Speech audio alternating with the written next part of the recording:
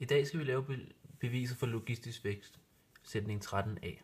Vi skal vise, at differentialligningen y-mærke lig med y, parentes b minus a y, parentes slut, har den ikke-trivielle løsning f af t lig med b over a over 1 plus c gange 1 gange i minus i opløftet minus b gange t. Første del af beviset går ud på, at vi skal gøre prøve.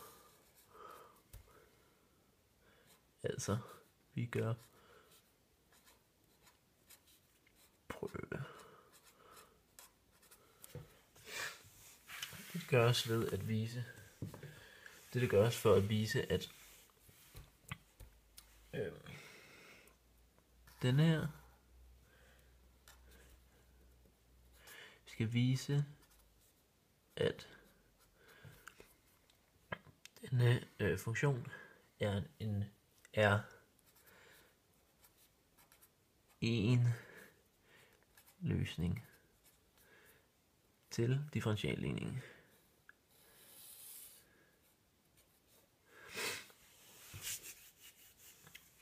Den del af prøven gør vi ved hjælp af teorem Speyer.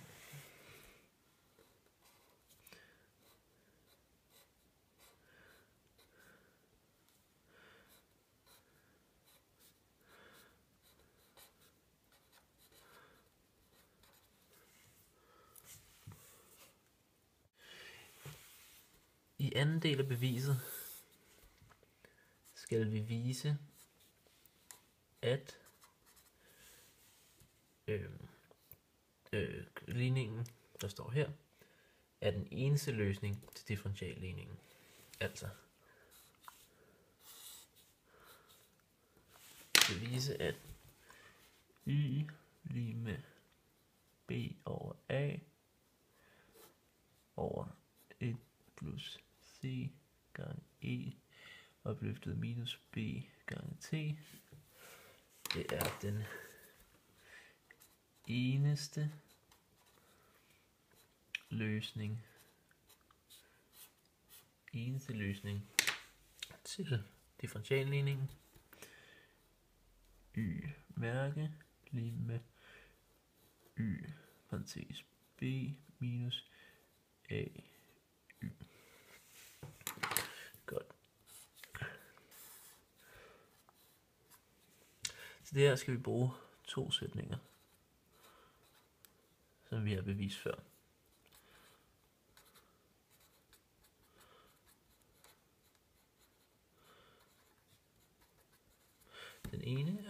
Den ene er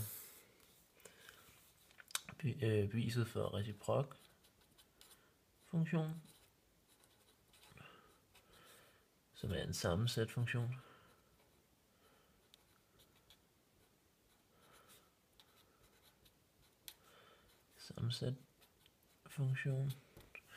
Og den anden er sætning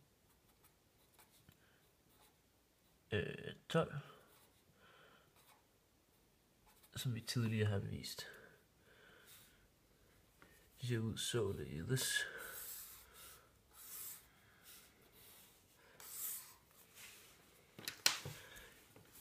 Et over f af x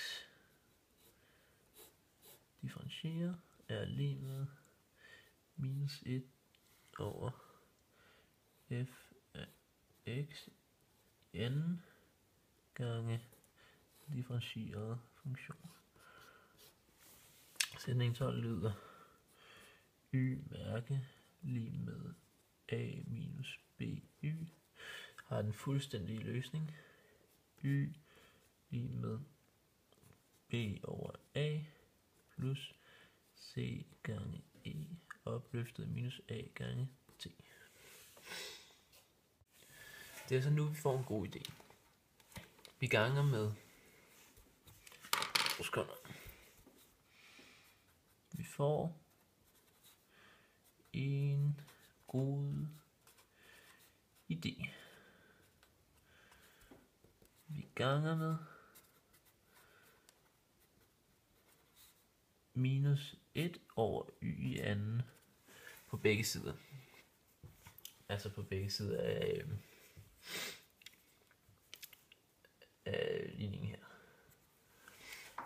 kommer altså til at se sådan her.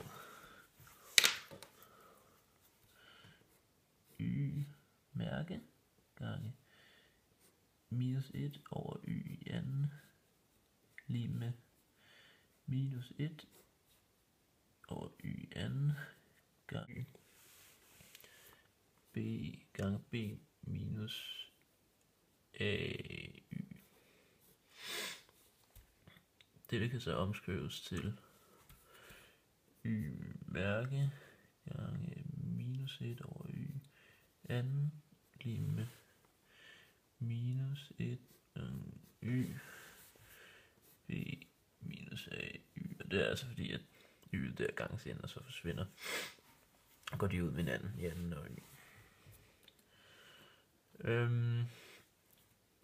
Det kan så igen omskrives til y mærke gange minus 1 over y i anden lige med minus 1 over y gange b plus a, som så til sidst skal skrives som minus 1 over y i anden gange y mærke lige med a minus b gange 1 over y.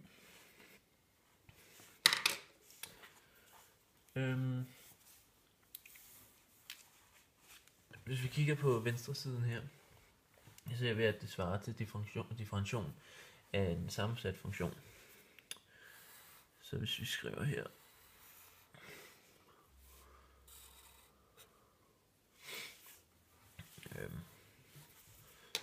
minus 1 over y i anden gange y mærke svarer til differentiation af sammensat.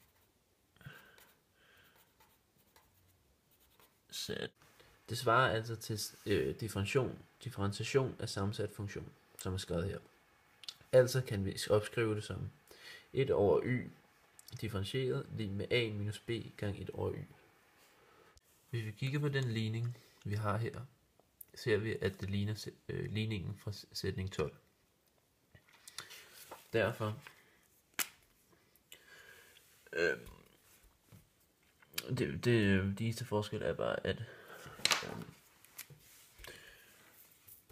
y er lige med 1 over y, og a er lige med b, og b er lige med a.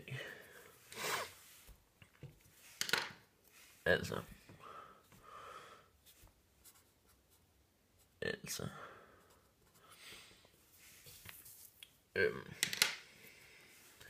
hvis vi indsætter det fra før, så vil der altså stå 1 over y mærke lige med a minus b gange 1 over y har løsningen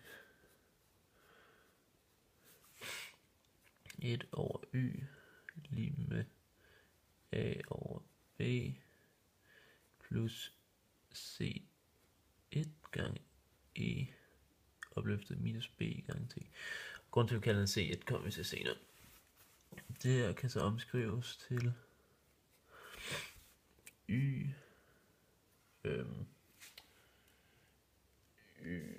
lige med 1 over ab plus c1 gange e minus b gange t, som kan videre y lige med b over a gange 1 over b over a gange a over b plus b over a gange C1 gange E opløftet i minus B gange T.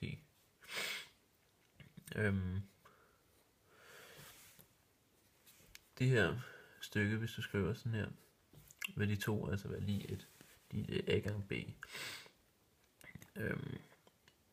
Over A gange B, det giver selvfølgelig 1. Så det kan vi skrive som Y lige med B over A over 1 plus B over A gange C1 gange E opløftet minus B gange T. Og derfor, hvis C1, hvis C er lige med C1 gange B plus A, så kan det altså indsættes i stedet for der, og så passer det i forhold til sætningen, som vi viste før. Her.